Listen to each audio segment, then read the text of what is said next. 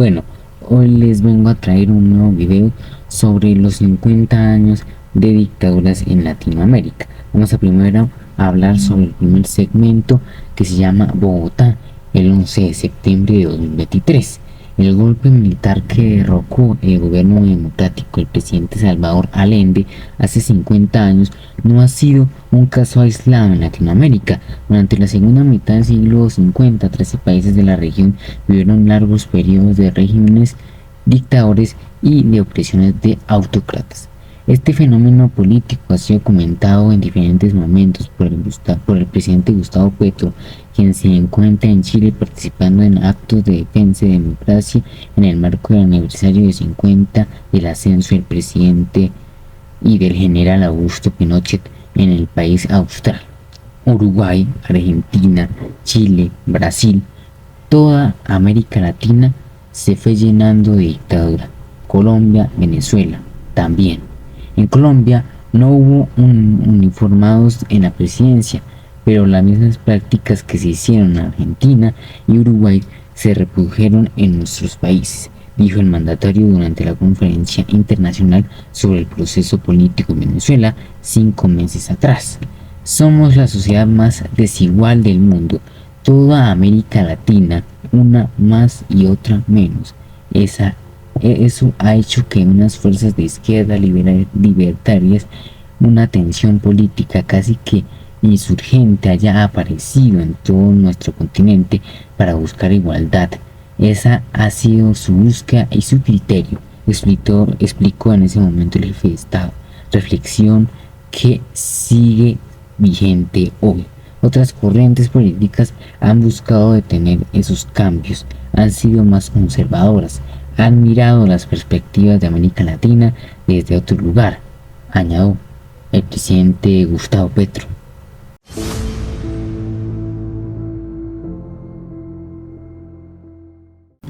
Bueno, ahora hablemos de cómo operaba.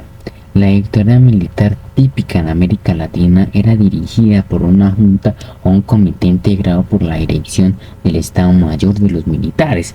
Entre otros casos, los militares terminaban conducidos por una sola persona.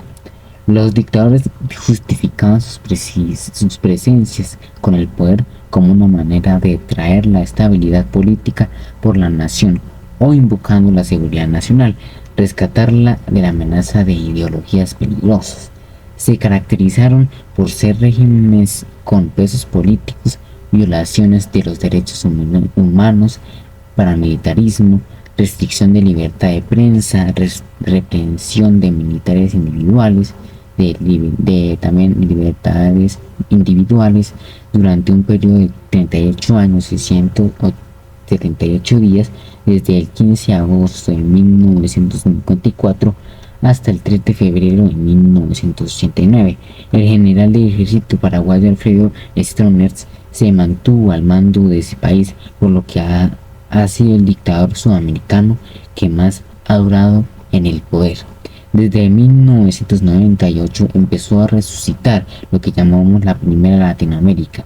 Se acabaron las dictaduras, fueron retrocediendo y fueron apareciendo de nuevo los conceptos de la democracia y la libertad, indicó el presidente Petro por la conferencia internacional sobre el proceso político en Venezuela.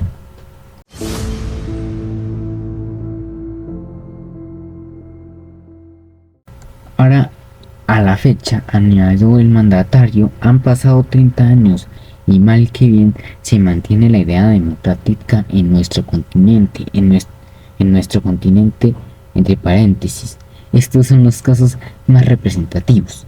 En República Dominicana, de 1930 a 1961, Rafael Trujillo gobernó hasta su asesinato en 1961.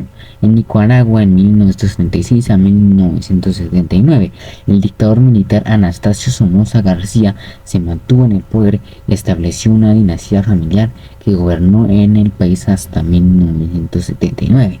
En Venezuela, en 1948 a 1958, el general Marco Pérez Jiménez gobernó el país hasta su depuesto por un golpe de Estado perpetuado por sectores desconectados dentro de la Fuerza Armada de Venezuela.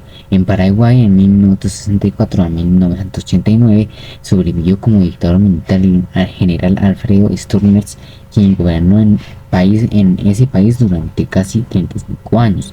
Cuba, en 1959 hasta 2021, Rafael y Fidel Castro lideraron la revolución en Cuba en 1959.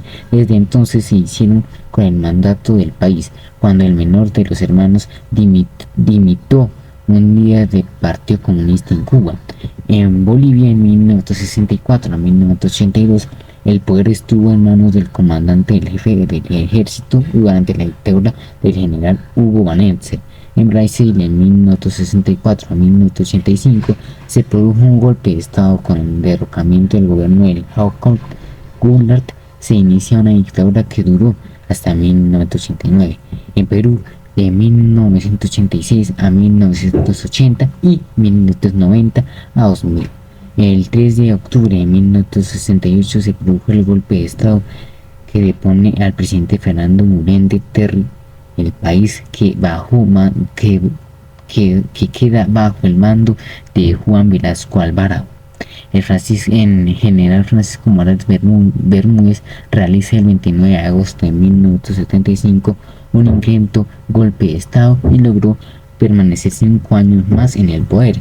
Alfredo Fujimori fue el electo en 1990. El 5 de abril de 1992 lanza un mensaje por la televisión donde anuncia la disolución del Congreso. La medida incluía además la intervención del Poder Judicial, los medios de comunicación y el secuestro del líder político en 2000.